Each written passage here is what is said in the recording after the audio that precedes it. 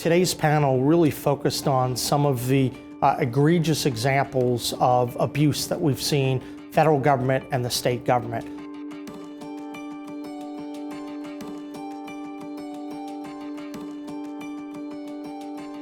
My presentation touched on some of the examples of executive overreach and then the growing number of state attorneys general who are using their platforms to really silence speech. And I think it's really critical that people realize the pitfalls of this, because abuse of power comes in all forms, and we have to make sure we articulate opposition to that, and that state attorneys general don't abuse their power and don't abuse their authority to protect consumers and to defend the Constitution. Well, one of the things that we spoke about dealt with the Exxon Mobil case and the use of subpoenas in order to, what I would argue, drive a political agenda.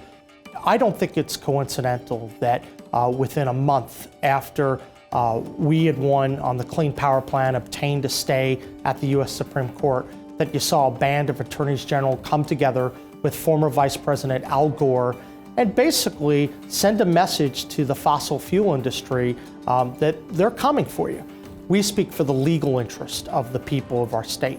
And so whenever you start to transmogrify into other areas and start to say that the purpose of your investigation is to advance a particular policy objective, you begin to run into problems. The state attorney's general role is varied, but it has an obligation to stand up for the legal interests of the state, defend the Constitution, and ultimately protect consumers. We're not governors, we're not members of Congress, we're not state legislatures. So the further afield you go from your original mission, speaking for legal interest of the state, I think then you could start to get into trouble in terms of that potential abuse of power.